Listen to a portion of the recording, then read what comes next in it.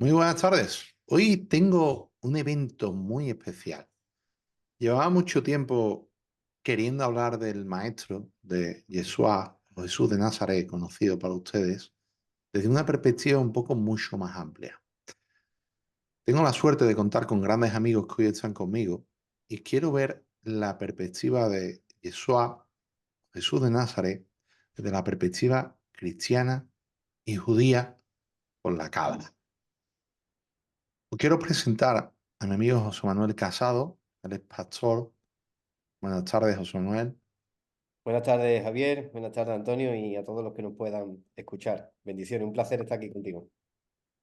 Y bueno, mi amigo Antonio del Valle ya lo habéis conocido. Hemos hecho varios podcasts donde hemos hablado de diferentes posturas, ¿no? Y sobre todo hablamos de algo muy importante, la vía del corazón, en donde ya aparecía Joshua. Antonio, buenas tardes. Buenas tardes, Javier. Buenas tardes, José Manuel. Gracias por invitarme a tu programa. Bueno, quiero iniciar el programa haciéndole una pregunta a Antonio. Antonio, ¿cómo es percibida la figura del maestro de Jesús de Nazaret en la tradición judía y en la Cábala? Esa pregunta es una pregunta bien controvertida, porque la percepción que se tiene desde el judaísmo, de la tradición judaica, con respecto a la figura de Yeshua, no es uniforme, ¿no?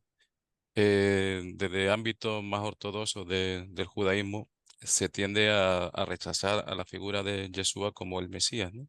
Como el Redentor, el enviado divino del Creador, ¿no?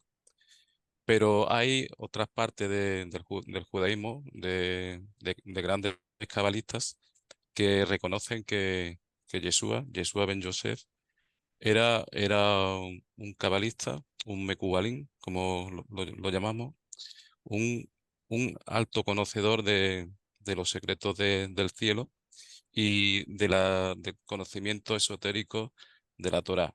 Eh, Yeshua era un gran cabalista que tenía una conexión muy directa con el Creador por ese conocimiento, esa sabiduría que tenía de las Sagradas Escrituras. Y además, una de las cosas que hay que tener en cuenta es que Yeshua mantuvo toda la sabiduría de la Torá sin adulterarla en una sola coma. Él lo que hizo fue interpretaciones muy novedosas a través de alegorías, a través de parábolas, intentando acercar ese conocimiento al pueblo. El pueblo, hace ya más de 2000 años, es evidente que no tenía, como nosotros decimos en Kabbalah, no tenía vasija para recibir ese conocimiento tan profundo, ¿no? Y el maestro Yeshua lo acercaba a través de metáforas, de comparaciones, de alegorías, ¿no? Y intentaba que esa sabiduría impregnara en el pueblo. Y eso, pues, le costó mucho enfrentamiento con el orden establecido de aquella época, ¿no? Sabemos que los judíos ortodoxos eran muy reacios a que se alterara de alguna forma la halajá judía, o sea, los preceptos que los judíos, sabemos que son 613 preceptos, y los judíos ortodoxos pues no veían bien que, por ejemplo, Yeshua hiciera curaciones en Shabbat, en sábado, ¿no? Eh, y en una ocasión, pues, hay una anécdota en la que Yeshua hace curaciones en sábado, en Shabbat, y dice públicamente que en Shabbat el Padre sigue obrando. El Padre nunca descansa. Y, y yo la enseñanza que veo aquí de Yeshua, que es muy importante, que no es que fuera un transgresor porque sí de los preceptos de la Torá, sino que lo que yo veo aquí, que él siempre iba buscando el bien mayor. El bien mayor, o sea, el transmitir ese amor del Padre, ese amor incondicional del Padre, por encima de las normas establecidas por el hombre, aunque estas normas fueran de la Torá, porque el milagro de la curación está por encima de todo. Podemos poner, por ejemplo, un médico que sea judío y le viene un accidentado un sábado, por ser Shabbat, no lo va a atender, que está por encima de todo, la vida, ¿no? Pues ese es el mensaje con el que nos tenemos que quedar, ¿no? Yeshua siempre buscaba el bien mayor por encima de todo. Y ese bien mayor es el amor incondicional. Interesante. Ahora vamos a verla desde otra perspectiva, ¿no? Desde la perspectiva cristiana. Es verdad que la religión cristiana se divide, ¿no? En muchas ramas, ¿no? José Manuel está en la rama evangelista y está la rama católica, a la cual no me apetece ni hablar, ¿no? José Manuel, en esta rama evangélica, ¿cómo se aborda la fe en Jesús a diferencia de la religión judía? Pues desde la perspectiva cristiana, del cristianismo tradicional, podríamos decir, las enseñanzas de Jesús se basan en el Evangelio. El Evangelio a veces es muy confundida esta palabra, porque la gente toma el Evangelio como una religión, cuando la palabra Evangelio significa buenas noticias. Y la fe cristiana tiene bases o doctrinas donde a veces se enseñan que una de las principales pueden ser, a través de las buenas noticias, el mensaje de salvación, pero también el mensaje del infierno. Yo soy un poco controversial en este sentido porque es cierto que a veces se predica desde un mensaje del miedo, desde un mensaje de establecer miedo a la gente. O sea, o te arrepientes o vas al infierno, ¿no? Y eso es un mensaje que yo creo que desde mi perspectiva o desde mi punto de vista no es correcto, porque a Dios o al Eterno podemos conocerlo desde el amor, pero no desde un mensaje del miedo. Por ejemplo, yo tuve gente que traté en pandemia y en pandemia vino mucha gente que por miedo, que creyendo que el mundo se acababa, empezó a acercarse a Dios, empezó a dejar ciertas cosas, pero luego de pandemia, cuando vieron que el mundo seguía, de nuevo empezaron a hacer lo mismo. Entonces, aquí hay dos tipos de mensajes dentro del Evangelio. Un mensaje de amor a través de las enseñanzas de nuestro maestro o un mensaje de miedo. Oye, o te arrepientes o te pierdes. Pero claro, cuando yo le predico a alguien desde un mensaje de miedo, yo estoy intimidándolo de alguna manera, pero esa persona no es convencida desde el amor por el creador, sino desde una amenaza, por decirlo de alguna forma. Entonces, la fe cristiana o la base del cristianismo se basa en buenas noticias y aparte, pues la doctrina de salvación o infierno, como muchas otras, ¿no? Así también coincide como muchas cosas de las que ha comentado también Antonio, ¿no? Ok.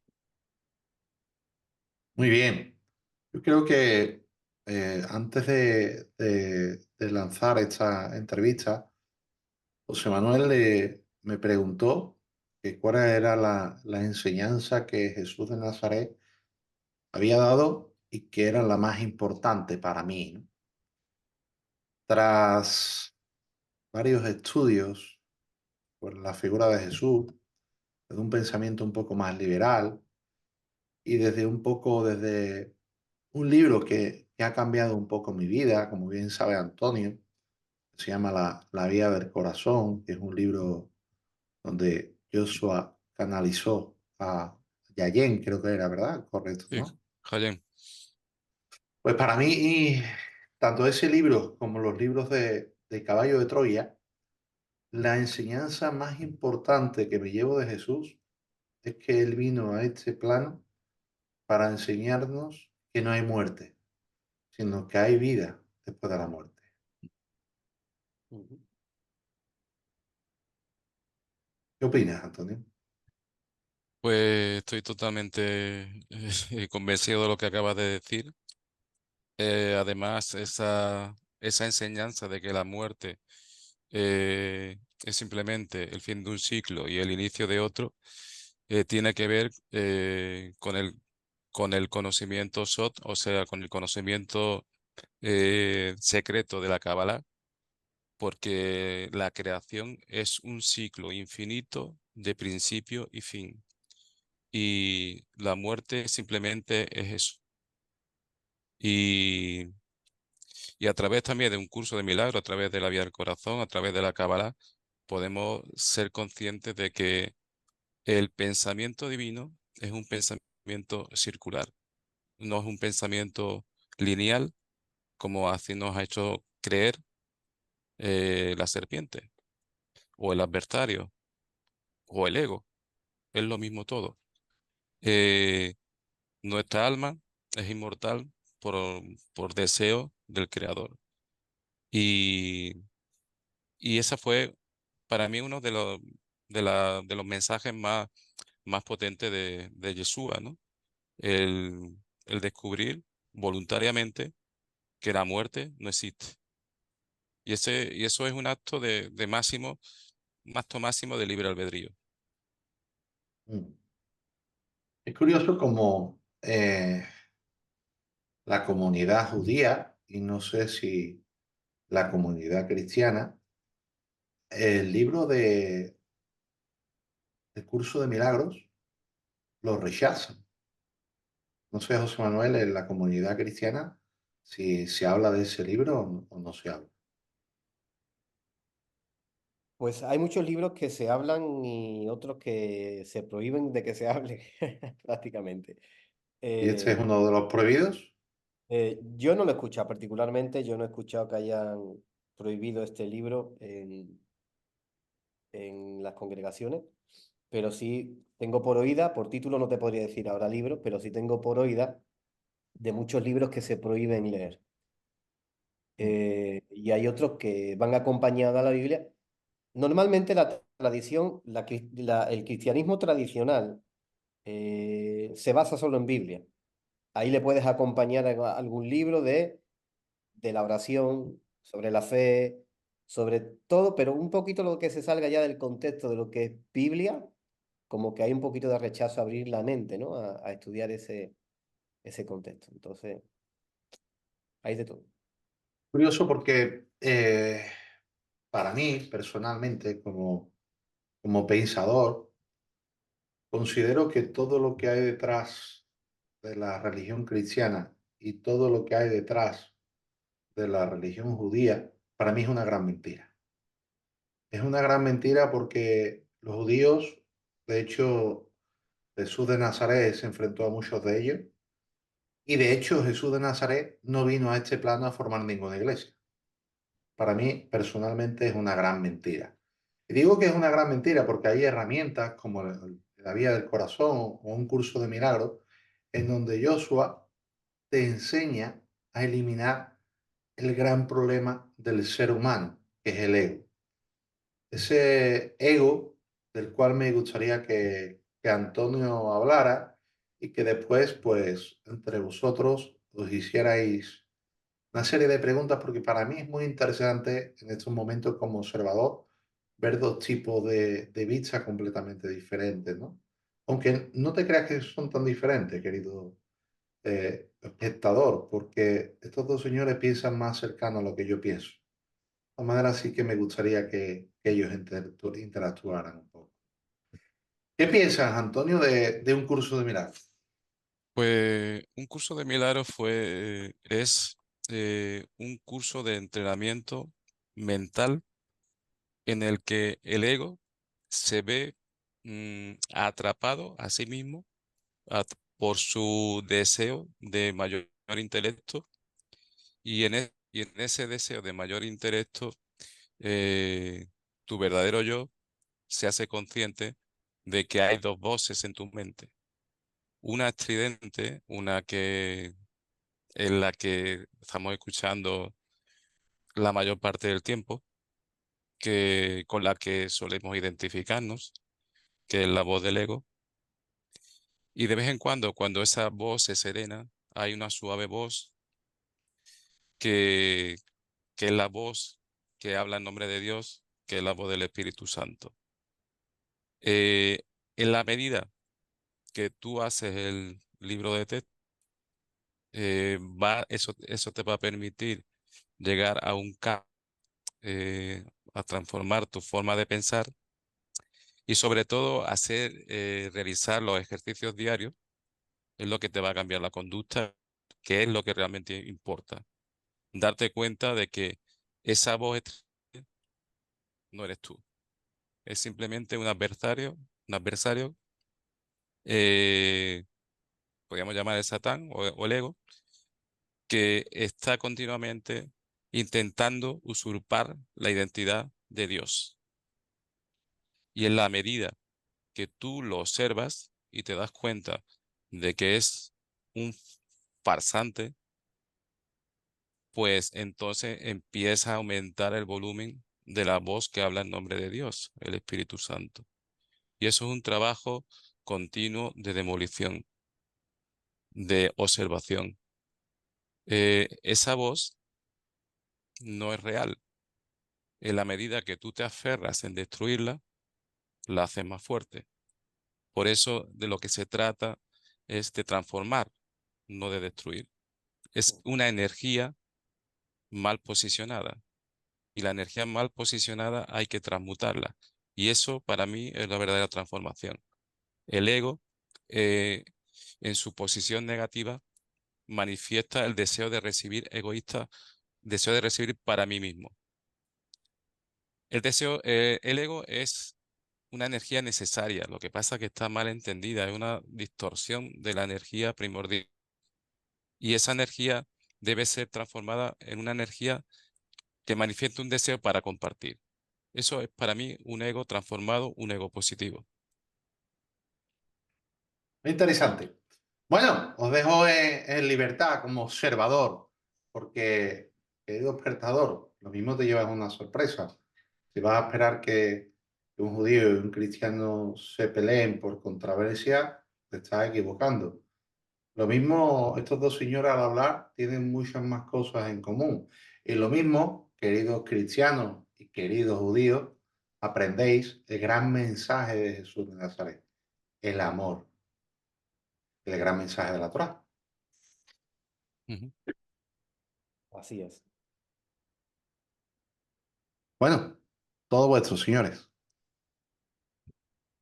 Yo tengo aquí una pregunta para Antonio. ¿Cómo relaciona la figura de Yeshua con la interpretación cabalística del Tanaj, del Antiguo Testamento, como se conoce en el cristianismo? Bueno, tengo que decir que la figura de Yeshua no es reconocida en, en la Torá porque no se le considera el verdadero Mesías, ¿no? El verdadero Masías. Es algo, aquí tengo que hacer un apunte, si me permitís, de que los judíos están esperando a que llegue el Masías y los cristianos están esperando el segundo advenimiento de Cristo, como se suele decir, ¿no? Y si nos damos cuenta y tomamos conciencia, todos estamos esperando. Y de lo que se trata, desde mi humilde punto de vista, es de activar la chispa divina que hay en cada uno de nosotros. Cada uno de nosotros tiene un Mesías interior y de lo que se trata es de trabajar y ese es el mensaje de Yeshua, ¿no? La introspección, el perdón y el amor incondicional. Y, y hay cabalistas, como he dicho antes, que saben de la dimensión de Yeshua, lo saben. Saben que el mensaje que él transmitía a sus apóstoles era un mensaje codificado, ¿no? Era un mensaje adaptado al entendimiento de aquellos hombres, ¿no? Que la mayoría de las veces no entendían al maestro, ¿no? Con esas parábolas y esas historias que intentaba acercar el entendimiento a esos apóstoles, ¿no? Y yo me quedo con unos puntos que me gustaría resaltar de Yeshua en, en el ámbito de la Cábala y de la Torá, ¿no? Continuamente, Yeshua manifiesta la unión con Dios. Y esa unión con Dios, él es lo que hace ver su maestría en el conocimiento místico, en el conocimiento Sot de la Kabbalah, porque en la Kabbalah hay varios tipos de entendimiento de la Torá. Está el entendimiento literal, el entendimiento alegórico, metafórico de la Torá. Está el entendimiento ético y moral de la Torá. Y en última instancia está el conocimiento secreto. Y Yeshua era un maestro de ese conocimiento secreto. ¿Y qué significa ser un maestro de ese conocimiento secreto? Significa estar muy próximo al entendimiento de la manifestación del Creador. Mm. Otra de las cosas que Yeshua aportó desde la Kabbalah fue el Tikkun Olam, o la reparación del mundo. Significa que todos estamos aquí con un propósito general y un propósito específico que es responsabilidad de cada alma descubrirlo, pero el propósito general es elevar la creación, rectificar y elevar los errores y elevar la creación en general, no solamente uno mismo, sino darnos a los demás. Uno de los enunciados es amarás a tu prójimo como a ti mismo, ¿no? En última instancia, tu prójimo eres tú mismo. Otra, como he dicho, es la interpretación de los secretos del cielo, la transformación interior y el crecimiento espiritual que él transmitía a través de la oración, la introspección. El perdón me parece una parte crucial de Yeshua y esa manifestación del amor incondicional. Y la visión de que aquí estamos aparentemente todos en polaridad, en multitud, la sensación de que estamos separados porque vivimos en un cuerpo, pero Yeshua, el mensaje es decir que todos estamos en unidad, porque todos somos alma, espíritu, que transitoriamente somos en una vasija que se llama cuerpo. Y más allá de las apariencias físicas, todos estamos conectados. Y en última instancia, el mensaje de Yeshua es la unión con el Creador. La constante unión con el Creador, esa frase que a mi amigo Javier tanto le gusta de Yeshua, que dice que yo por mí mismo no hago nada, mi Padre a través de mí lo hace todo y lo hace muy bien. Esa es una muestra de humildad extrema, de decir yo no hago nada, es la voluntad del Padre la que lo hace todo. Para mí esa es la prueba inequívoca del calibre de Yeshua, de su humildad. Y, y para recibir sabiduría hay que tener máxima humildad, porque todo viene del Creador. Me aburro. Perdón, es que me aburro. Voy a meterle a esto un poquito de chispa. Acaba de decir este hombre, José Manuel, que todo viene del creador, ¿no? De Dios. Vamos a hablar un poco en profundidad. Tú que eres un tío que normalmente te he visto en varios vídeos en Instagram diciéndole a tus seguidores que se muevan el culo, que las cosas no vienen del cielo. Me gustaría que hablaras sobre eso, hombre. Porque muchas veces desde la religión cristiana se espera que Jesús te haga de comer, que Jesús te compre el coche y que Jesús te lo dé todo. No, no, hombre, vamos a hablar de verdad.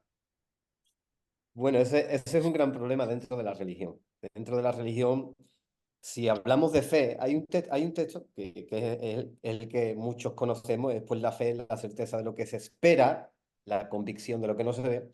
Yo creo que mucha parte del cristianismo es la certeza de lo que se espera y se quedan esperando a que Dios haga, esperando a que Dios les dé, esperando a que Dios les solucione los problemas.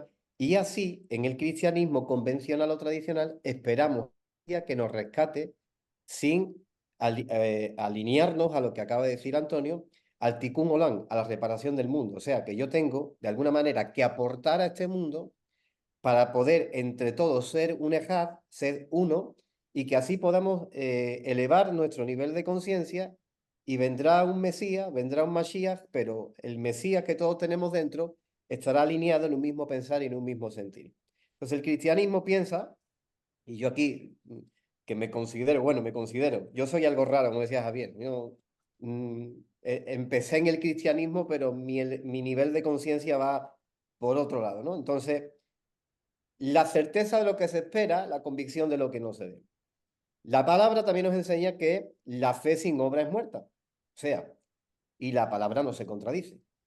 Hay gente que quedan esperando y hay gente que entienden que tienen que hacer algo. Por ejemplo, la palabra fe en el griego es pistis, que tiene también la traducción de confianza y otro tipo de traducciones. Pero me llama la atención que en el hebreo es emuná y emuná significa confianza. Pero la palabra emuná viene de la raíz de imun, que es entrenamiento. Por lo cual, yo voy a obtener una confianza por medio de un entrenamiento. Es como si ahora los tres nos vamos al gimnasio. Y yo no sé si ustedes van al gimnasio o lo acostumbrados que estarán a coger pesas. Pero si ahora los tres nos ponemos a decir, vamos a coger por fe 200 kilos. No, se nos van a caer las pesas encima. Yo necesito un previo entrenamiento, 10, 20, 30, hasta llegar a 200. Cuando yo llego a 200, yo no necesito rezar ni pedirle a Dios que me ayude a coger los 200 kilos, porque yo ya he tenido un previo entrenamiento. ¿Qué pasa hoy en la religión o en el cristianismo tradicional?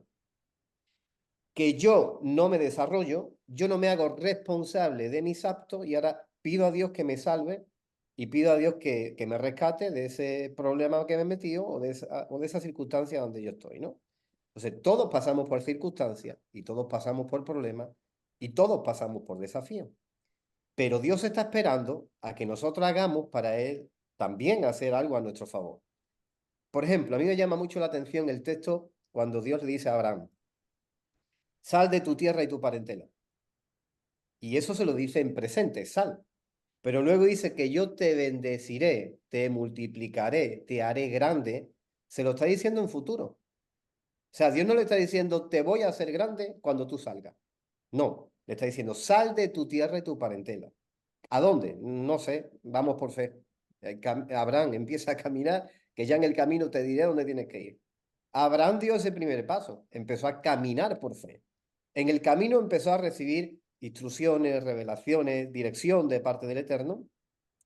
Pero ¿cuándo lo bendijo Dios? ¿Cuándo lo multiplicó? ¿Cuándo lo hizo grande? Cuando hubo una actitud de parte de Abraham.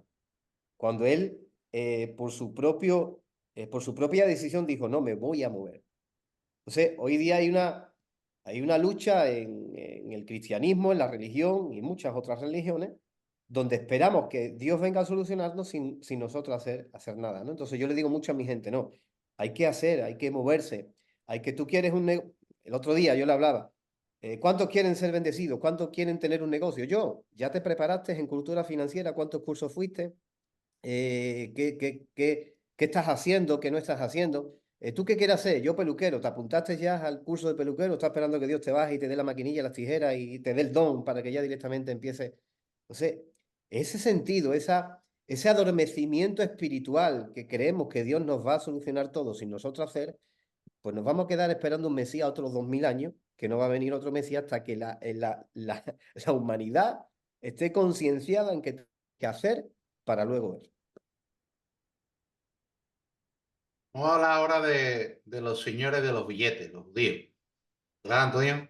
Los señores que hablan de prosperidad, de abundancia, pero todo está muy cerrado en no compartir, ¿no? Entonces, ¿qué pasa ahí? Si queremos abundancia, yo creo que la abundancia la quiere el padre para todos sus hijos, no solo para un grupito, que dicen que son los elegidos y que el resto de la población somos como unos pequeños apestados, ¿no? En pocas palabras, ¿no? ¿Qué opinas tú de eso? Yo opino una cosa muy simple. El creador te lo quiere dar todo a cada momento, a cada segundo. La pregunta es, si tú no recibes, ¿qué pasa? Significa que hay algún bloqueo. ¿Pero a quién se Y lo quiere dar? a ¿A los judíos todos, o a todo a el mundo? todos, a todos, Vale, vale. Que es importante eso. a Que sepan todos. que es a todos. a O sea que todos. Este conocimiento de la Kabbalah, tengo que decir que no es una religión, ¿eh? La Kabbalah no es una religión, ni yo pertenezco a ninguna religión. Yo soy libre pensador y pienso que la gente debería actuar en consonancia a su propio discernimiento, pero el discernimiento hay que trabajarlo, como ha dicho José Manuel. Eh, Tú puedes estar continuamente tomando decisiones erróneas por ignorancia. Y a lo que iba. Eh, el tema de la riqueza tiene que ver con el chefa. El chefa es un concepto en Kabbalah que significa bendiciones divinas, ¿no? Y para hablar de riqueza, de abundancia, habría que hablar del árbol de la vida. Porque el árbol de la vida es el alma, ¿no? Es el recipiente con 10 esferas por la que transita eh, la luz infinita del Creador. Y esa luz infinita tiene varios filtros, ¿no? O 4 mundos.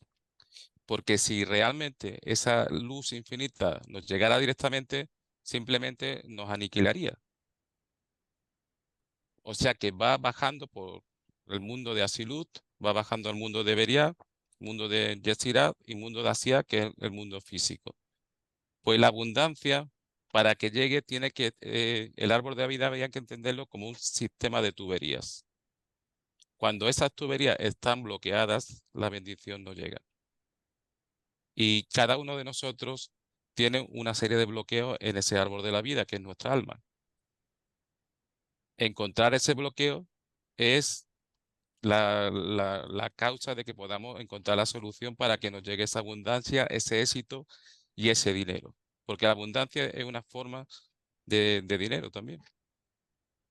te lo digo yo. Querido espectador, deja de tocarte los huevos. Deja de decir en tu entorno, voy a ser rico, voy a hacer esto, voy a hacer lo otro, y te levantas a las 8 de la mañana y desde las 8 hasta las 10 de la mañana estás viendo los móviles. Desde las 10 hasta las 2 de la tarde te estás quejando. Entonces, ¿cómo van las tuberías? Por mucho desatascado que le eche, no van a fluir nunca. Entonces Exacto. yo quiero llegar a esto un poquito a no tantas palabras técnicas, sino llevarlo un poquito a un diálogo de tú a tú, ¿no? Porque yo creo que la gente al fin y al cabo confunde todo este conocimiento, toda esta información. Y yo creo sinceramente que esto es mucho más simple, que podemos hacerlo mucho más sencillo. Hay una cosa importante. En el cristianismo, desde mi punto de vista, y yo lo he vivido, José Manuel lo sabe, que yo asistía con él a la iglesia evangélica.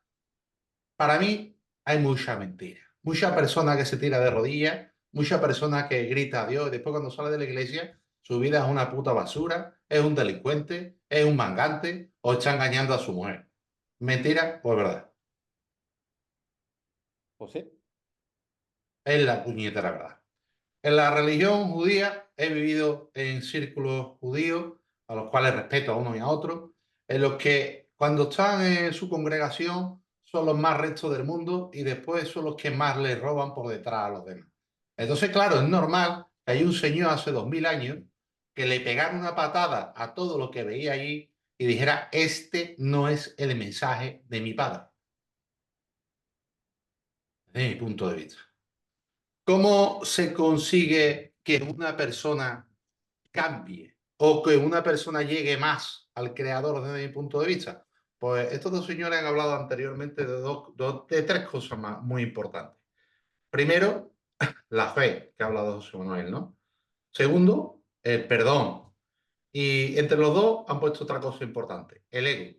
Si hablamos de estas tres patas y una persona o un ser humano se quita estas capas y se ve desnudo realmente ante el espejo, ¿qué sucedería?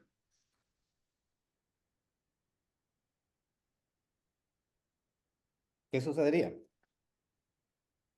Pues yo creo que de las tres cosas que has dicho, el ego es la que más tenemos que trabajar. ¿Por qué? Porque yo le digo mucho a mi comunidad. En un ambiente de fe, o sea, tú te metes en una congregación, en una comunidad, y ves el ambiente, escuchas la palabra, y te rodea. Yo siempre pongo un ejemplo sencillo. Si tú entras en una cocina que están friendo pescado, Aunque tú no frías pescado, tu ropa va a salir como lo ha pescado. Hay algo muy importante que es las atmósferas, y eso también influye mucho a la gente. Pero, como dijo Antonio bien antes, el ego yo creo que es la base fundamental que cada uno tenemos que trabajar en nosotros. ¿Por qué? Porque como estamos exponiendo aquí hoy todo el mundo quiere tener la verdad. El cristianismo tiene la verdad, el judaísmo tiene la verdad, el budismo tiene la verdad, el islam tiene la verdad, y ahora uno que esté desde fuera pensando dice, pero ¿quién diablos aquí tiene la verdad? ¿Cuál es la realidad de la verdad? Entonces, yo puedo tener la percepción de mi verdad, pero no significa que sea la verdad.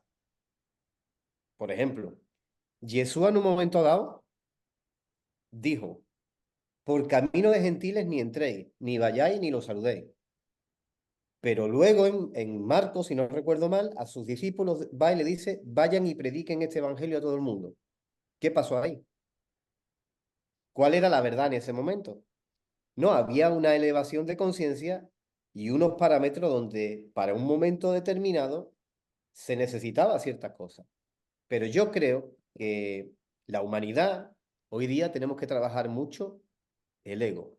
¿Qué está pasando, por ejemplo, vamos a hablar, por ejemplo, de la política? ¿Qué pasa en política?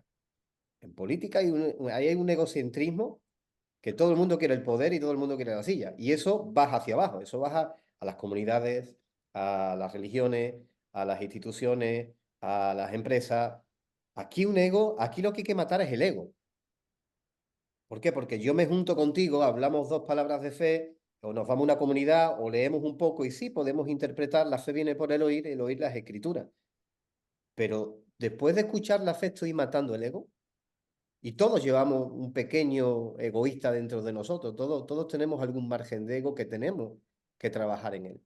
Y ahí lo que hablaba Antonio del árbol de la vida, podemos estar en desequilibrio, o sea, y lo que hablaba Javier, muy espiritual yendo a la iglesia, pero ahora salgo de la iglesia y le estoy pegando a mi mujer. Muy espiritualidad yendo a la sinagoga, pero ahora salgo de la sinagoga y le robo a Manolito y a Pepito. Entonces, hay que trabajar en la humanidad, para mi punto de vista. La función principal donde más el ser humano tiene que trabajar es en el ego, en rebajar el ego, en estar equilibrado y poder trabajar en ese árbol de la vida, desatascar esas tuberías que estén atascadas, pero con una decisión propia, porque yo le hablo a la gente y yo le puedo impartir a la gente, yo le puedo predicar a la gente, pero ahora está en la decisión de la gente. O sea, yo no tomo las decisiones de Javier, aunque yo le quiera dar un mensaje bonito, poderoso, escritural y desear que él cambie su vida si él no la quiere cambiar. Entonces, ¿dónde vamos de nuevo? Al ego. ¿A qué? Yo quiero un mensaje bonito, que me riegue en el oído, quiero escuchar cosas buenas, pero no trabajo el ego. Y el ego se trabaja en la intimidad, en el crecimiento, Yeshua lo dijo, el que quiera venir en pos de mí, niéguese a sí mismo. Tome su cruz y sígame. O sea, si tú no te niegas a ti mismo y no coges tu cruz, no eres digno de seguir. Y ahí yo creo que es donde el ser humano más tenemos que trabajar. Antonio, Yo tengo que decir que el que realmente quiera evolucionar espiritualmente se tiene que meter en el fango hasta las trancas, porque evolucionar espiritualmente duele. Y son muy pocos los que realmente están haciendo ese trabajo. Eh, Hacer ese trabajo espiritual significa enfrentarte a toda tu oscuridad. Y la mayoría de la gente cuando empieza a hacer ese trabajo espiritual huye de su propia oscuridad. Y lo que hace el ego es proyectarla fuera. Esa oscuridad la proyecta fuera. El ego es lo que hace constantemente. Todo lo que no le gusta que hay ahí en ese basurero mental llamado subconsciente, lo proyecta fuera. Y se necesita mucho deseo y mucha ayuda del creador. Sin el creador es imposible hacerlo para realmente hacer ese trabajo espiritual.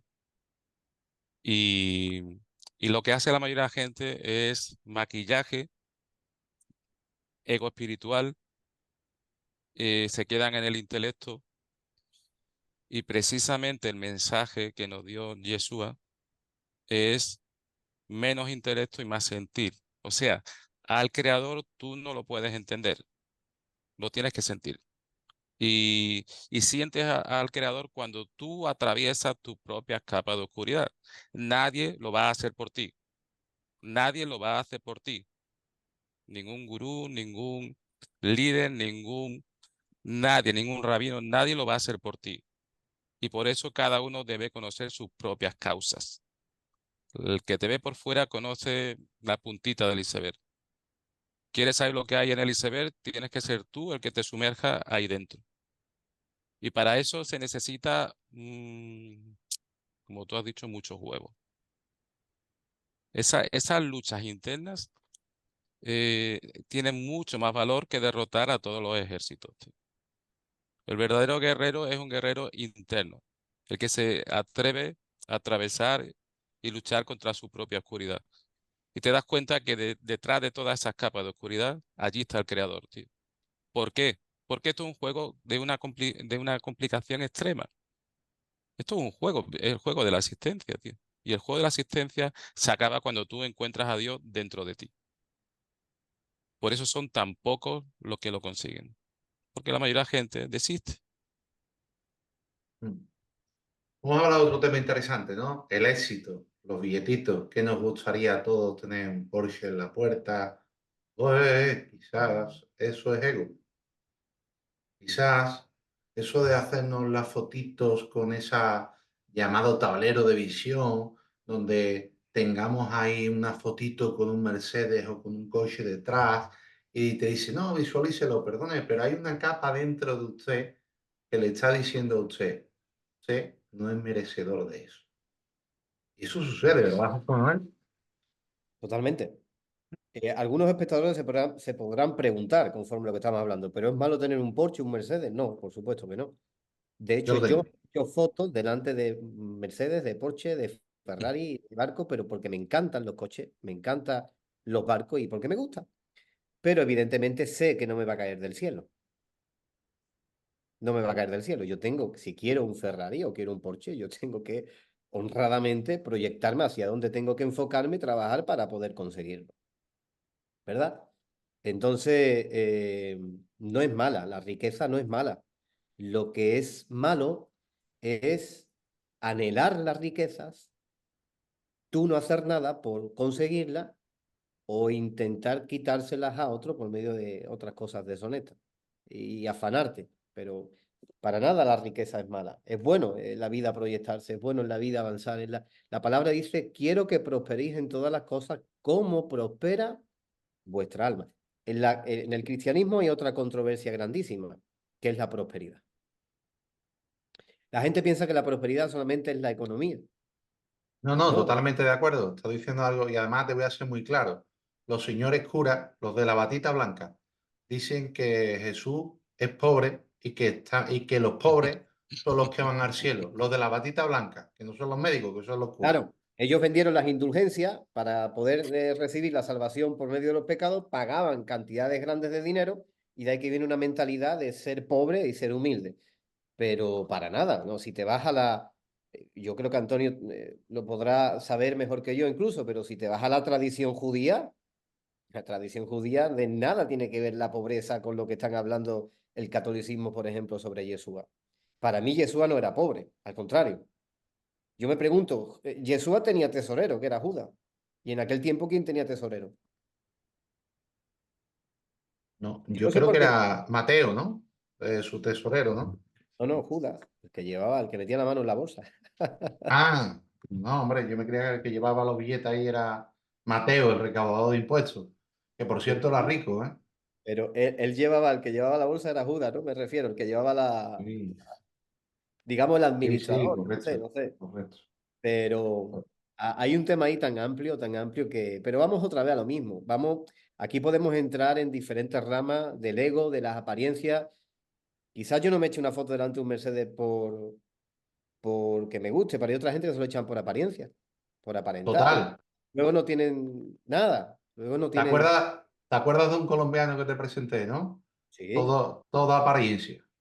Ese hombre no buscaba nunca a Dios dentro de sí mismo, buscaba el dinero.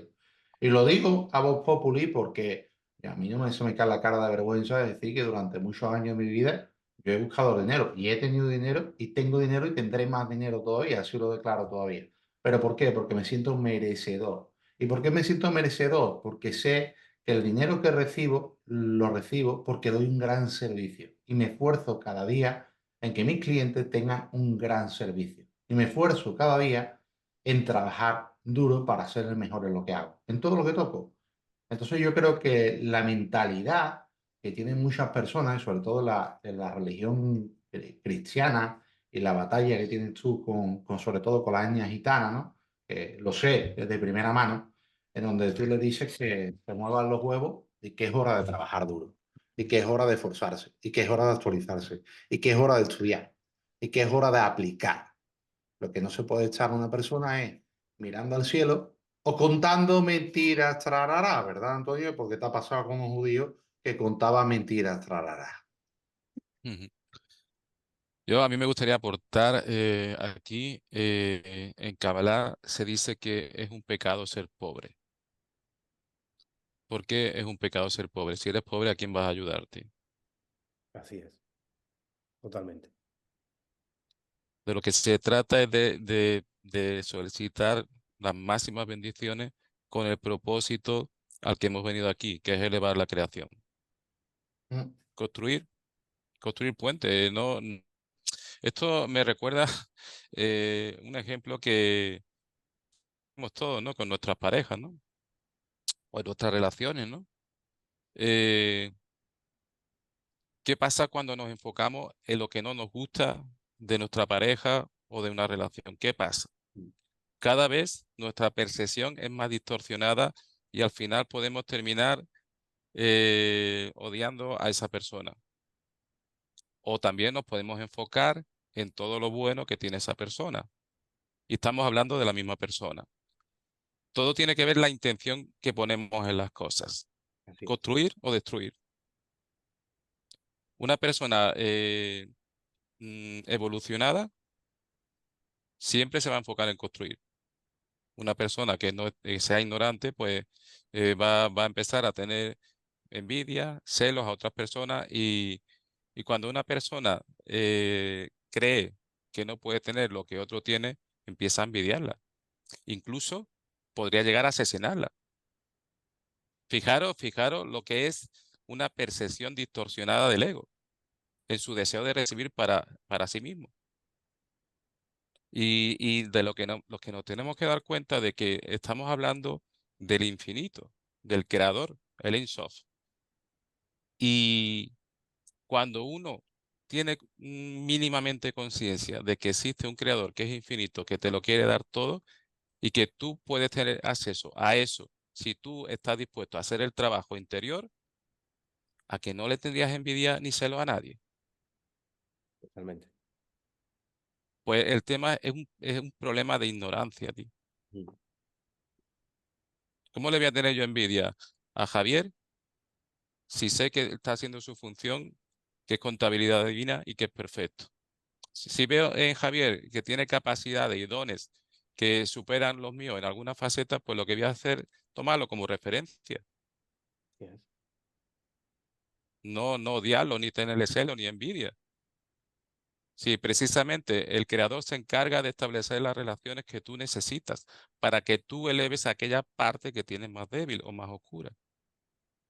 Todo viene del creador y todo es para bien. Y cuando somos conscientes de eso, pues empezamos a tener emociones positivas hacia los demás, en vez de tener esas emociones negativas que tanto daño nos hacen. Y todo empieza por perdonarte a ti mismo. Mm. Eso que ha dicho Antonio es interesante, José Manuel. Eso tú lo batallas diariamente en tu congregación, ¿no? Totalmente. Totalmente. Lo que ha dicho, lo que ha puntualizado último de perdonarse a sí mismo, es algo donde uno se da cuenta que cuando trata con las personas, hay cosas que son verdad. De todo lo que estamos hablando, del ego, de todo, digamos, lo negativo, hay personas ignorantes, hay personas que nunca le han contado, pero yo les digo a la gente y a mi comunidad que hoy día con las herramientas que tenemos no esperes a que nadie te cuente. investiga, porque hay herramientas para aprender y para crecer. Eh, Luego, el tema del conocimiento también, el tema de la ignorancia, como hemos dicho, y los espectadores que nos están escuchando, no sé si a lo mejor pueden algunos coger una mala interpretación de, bueno, entonces, ¿qué es lo malo? ¿El judaísmo, el cristianismo?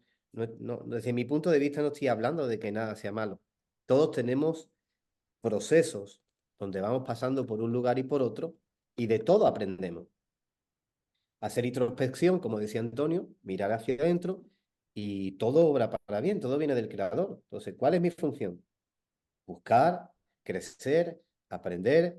Ahora mismo se acaba Mira, yo pasé por el catolicismo. A mí desde siempre me ha tirado Israel, desde chico. Me ha tirado la cultura israelí, me ha tirado... Yo ahora me entero al cabo de los años, paso por la católica, entro en la evangélica y me entero al cabo de los años que mi familia, mi bisabuelo y mi tatarabuelo, corroborado por pruebas de ADN, son israelíes. Entonces yo tengo una parte israelí y otra parte de Arabia y de Turquía. Y por eso yo ahora entiendo el por qué a mí tanto me tiraba, ¿no? Me tiraba el pueblo judío, me tiraba Israel, me tiraba... Pero no por eso ahora yo me voy a convertir al judaísmo. O no por eso yo voy a aceptar una cosa. Todos tienen cosas buenas y todos tienen cosas malas. ¿Qué creo yo que tenemos que hacer? O estoy totalmente de acuerdo con Javier y con Antonio en ser libres pensadores. En decir, a ver, ¿qué parte buena tiene el judaísmo? Esta. Voy a apropiarla a mi vida. ¿Qué parte buena tiene la cábala? Que la cábala, como ha dicho Antonio, no es una religión, es recibir. La parte sot, la parte, digamos, más profunda de sacada de la Torah. Pues voy a apropiar eso a mi vida. ¿Qué puedo aportar del cristianismo que sea de bendición y de edificación? Pues voy a... Y en realidad vamos a lo que hablábamos antes. No es que haya una verdad, ni el cristianismo sea la verdad, ni el judaísmo sea la verdad.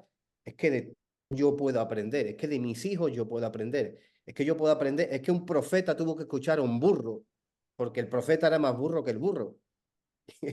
Y no sé si han escuchado esa historia, está en la Biblia, donde el burro le tuvo que hablar al profeta porque había un ángel donde lo iba a matar.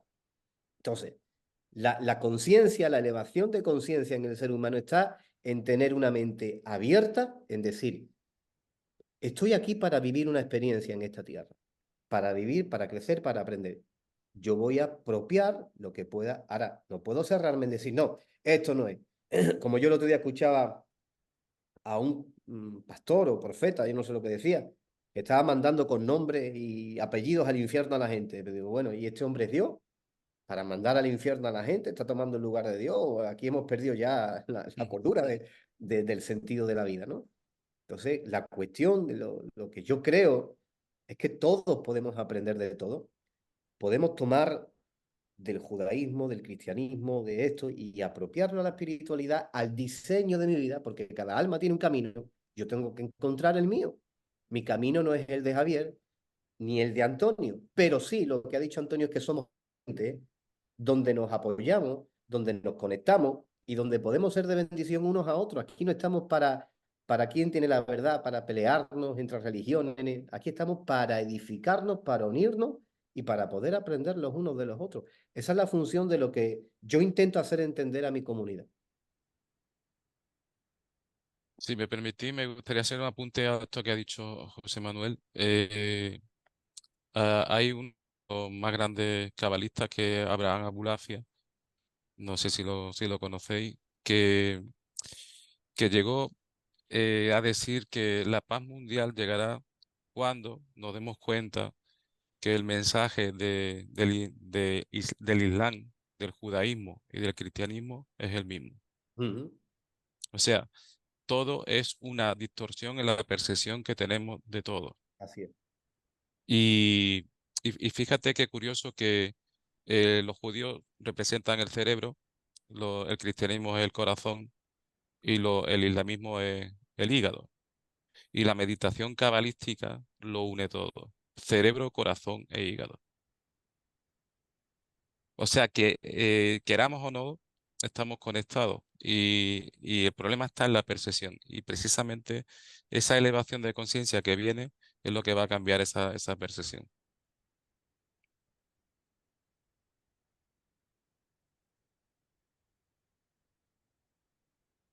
¿Quieres aportar algo, Javier? Al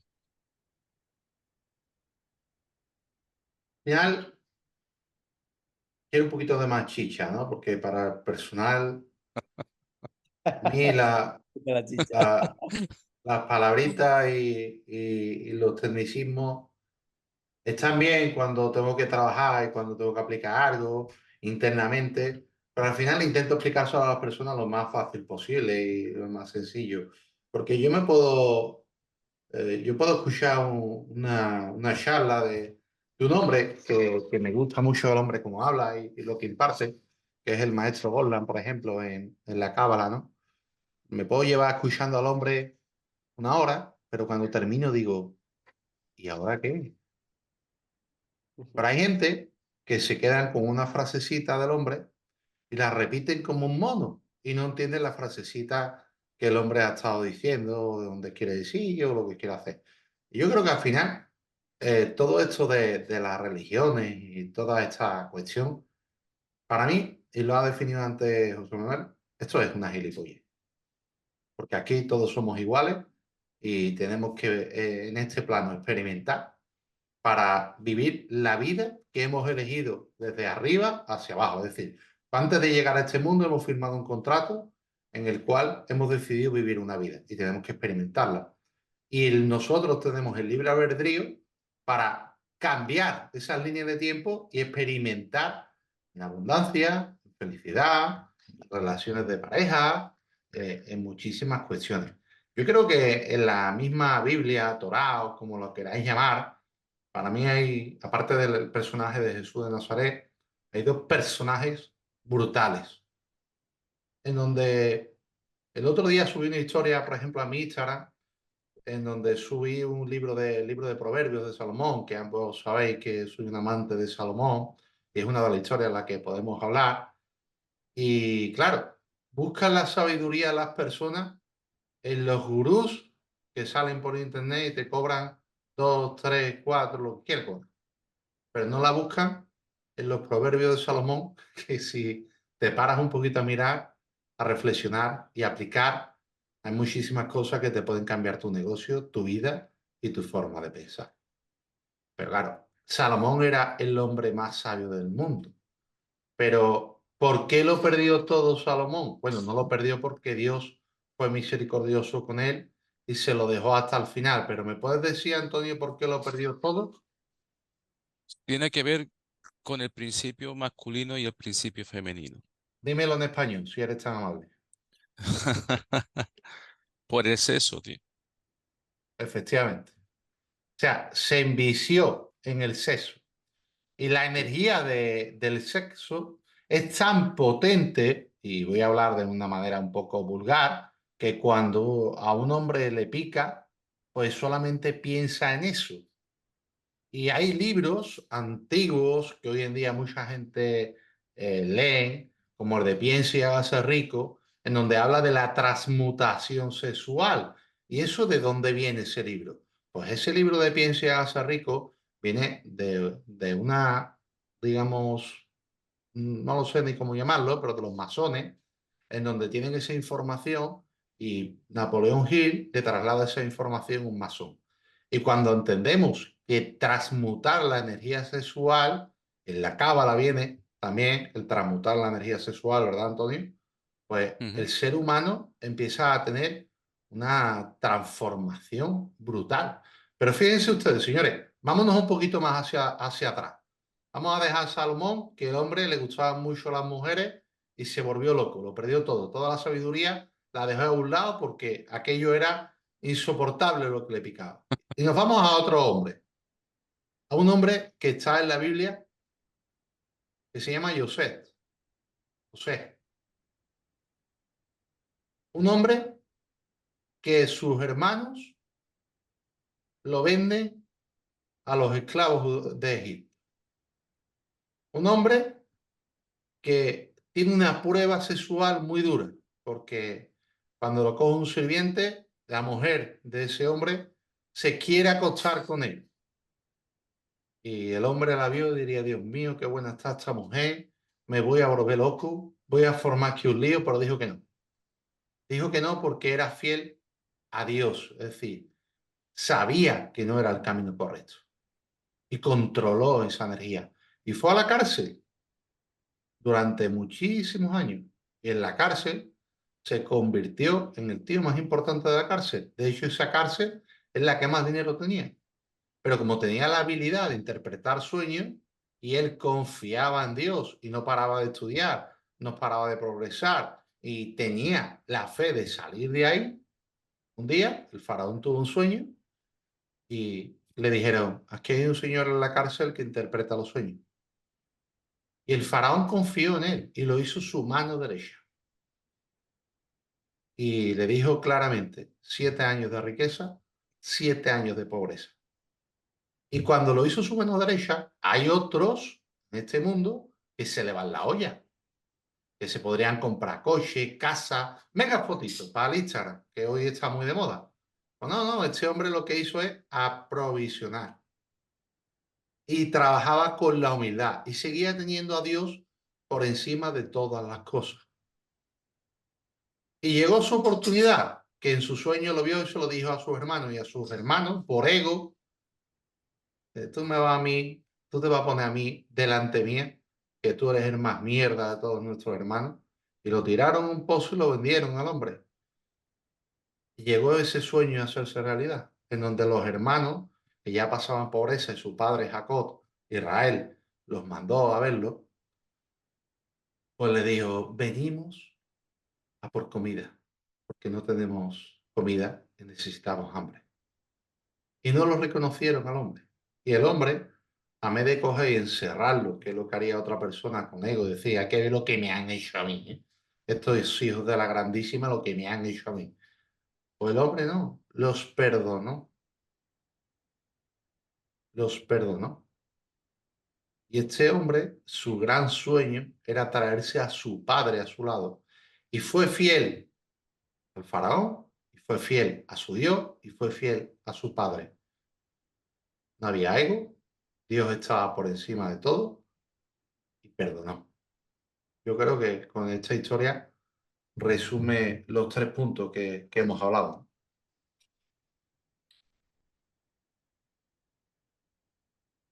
Pues totalmente, totalmente. Un solo detalle, cuando estuvo a punto de caer ante la mujer de Potifar, el secreto de eso fue, no fue que vio el rostro de su padre Jacob, sino que vio el rostro del Padre, del Creador, de Hashem. Vio su chispa divina y se dio cuenta de que moraba dentro de él y que la energía de vida que está en el semen, lo que intentaba la demonia a través de la mujer de Potifar era que cayera, eso le dio fuerza para no caer. Porque el momento más egoísta que tiene un hombre es el momento del orgasmo. Ese momento lo quiere todo para él. Si tú en ese momento eres capaz de doblegarlo y de ofrecérselo al Creador, tú te ganas las bendiciones de Joseph. Eso no se extiende en la sabiduría. En las religiones no se habla de eso. Es Claro. más, lo comentaba otro día con un amigo, ¿no? En la religión cristiana se tiende a que los curas no tengan mujeres. Es una aberración, tío. Un hombre que no tiene mujer tiene impulsos sexuales y deseos sexuales, que si esos deseos no son canalizados, ¿en qué se traducen? Podemos imaginar lo que queramos, ¿no? Pues el tema de la energía sexual es la energía más poderosa. La creación misma fue un acto de sexualidad del creador. Sí. Y el encuentro entre el hombre y el creador se produce por la unión de los principios masculino y femenino. Y tiene que ver con el sagrado nombre de Dios, Yud He Vav Hei, pero ahora no voy a hablar de eso porque si no me voy a alargar. Son cosas técnicas y me van a regañar. Efectivamente, efectivamente. Vamos a hacerlo más sencillo, ¿no? Hemos hablado de estos 3 puntos importantes. Claro, en estos 3 puntos yo le pregunto a José Manuel, el hombre que para mí es admirable lo que hace, ¿no? Batallar con personas que con una mentalidad que en verdad no quieren cambiar, ¿verdad, José Manuel? Esta historia que te he comentado de José es súper potente. Es decir, señores, Dios ante todo, sí, busquen a Dios dentro de ustedes, perdonen y dejen el ego en su casa y construyan una comunidad grande, que es lo que hizo José, ¿no? Con Egipto.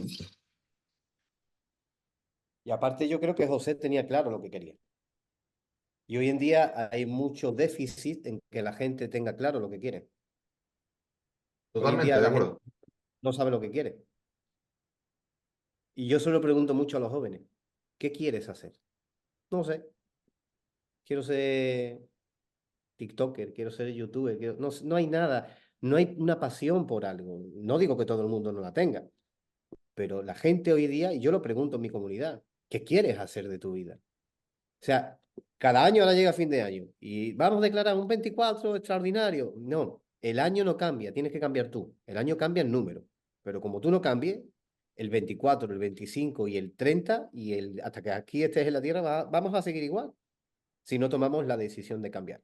Un detalle que yo veo en José, o dos detalles de lo que hemos comentado o habéis comentado. Uno, tenía claro lo que quería. Tenía claro el sueño que recibió del padre.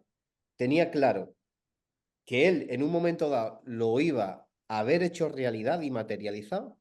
Y segundo, en algo que habéis hablado y que ha comentado Antonio, yo creo que él tenía la revelación de lo que significaba la energía en lo sexual, el derramamiento de semen, el traspaso de energía con una persona y con otra. Eso es un tema que, como ha dicho Antonio, las religiones no, pero las religiones no lo tocan. Eso es un No, tema tan importante, eso es tan importante que dicen los sabios que el mundo puede ser reparado a través del sexo, porque es la energía más potente.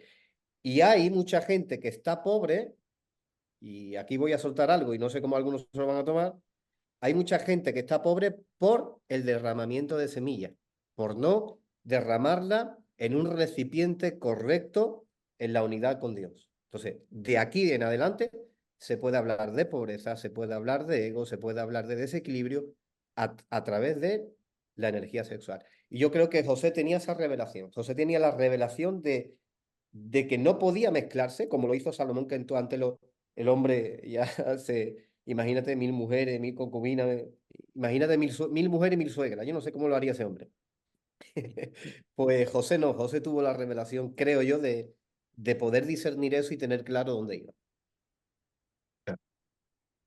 Estoy yo creo totalmente de acuerdo, que estoy totalmente de acuerdo con lo que acabas de decir, José Manuel. El problema de, de la gente que tiene problemas económicos viene por la sexualidad que tienen, es cierto.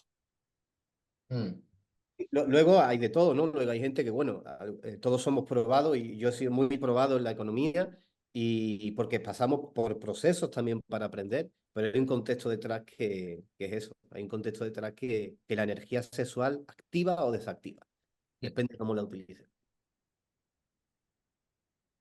totalmente de acuerdo. Estoy totalmente de acuerdo con lo que acabas de decir, ¿no? Creo que es muy potente y, bueno, haciendo un poquito la broma, la reencarnación existe y Salomón se reencarnó en Julio Iglesias.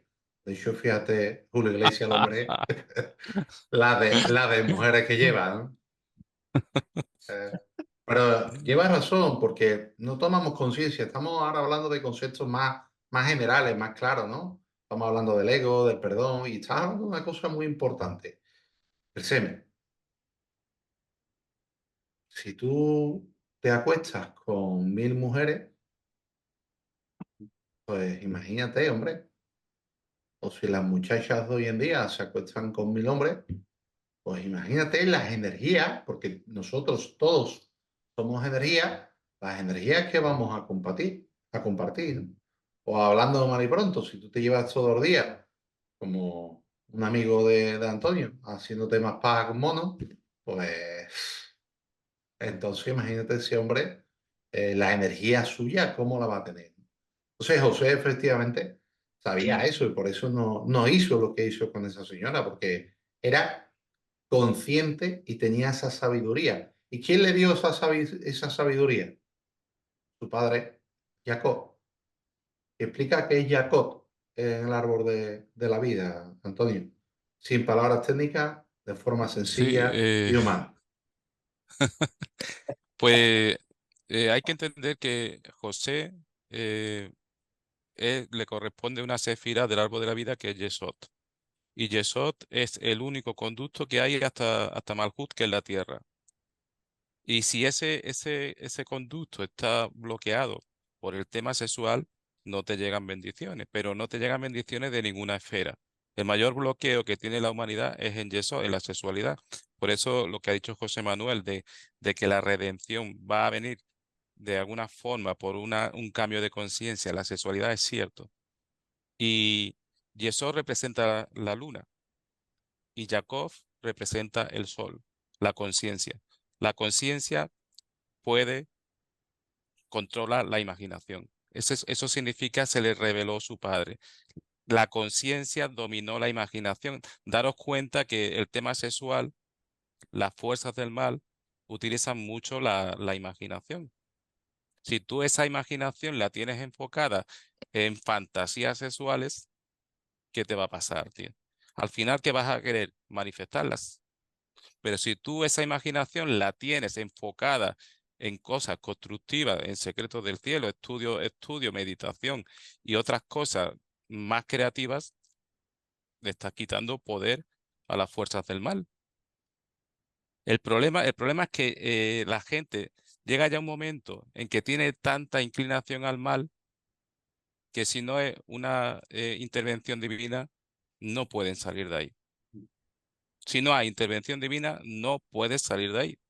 Cualquiera que esté dentro de ese pozo, por sí mismo no puede salir. Totalmente, totalmente. Bueno, pues, para un poco terminar con esta charla, que no se nos haga eterna y que estos señores no se nos aburran, me gustaría que dierais cada uno un mensaje a la persona, porque hemos tocado 4 puntos, el remate le ha puesto José Manuel, 4 puntos muy clave, ¿no?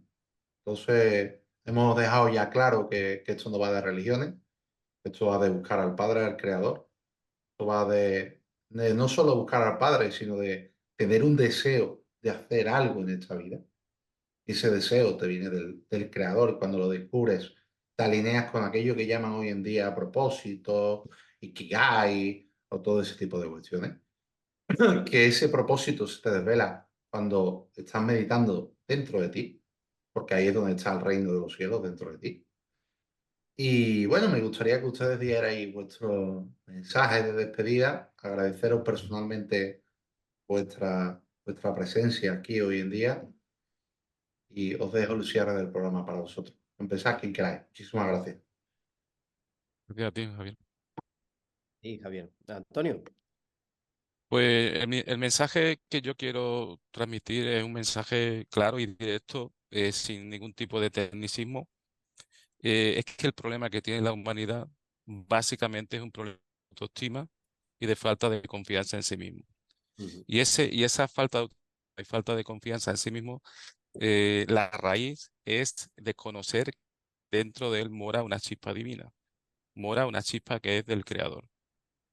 Eh, Se necesita atravesar todas nuestras malas virtudes, toda nuestra oscuridad, toda nuestra mala inclinación, transmutar esa energía y descubrir que Dios está en ti. Y ese es el mayor tesoro que un ser humano pueda descubrir aquí en este mundo físico. Más allá de toda abundancia, éxito, todo lo que queramos, el mayor tesoro es descubrir que el Creador mora en ti.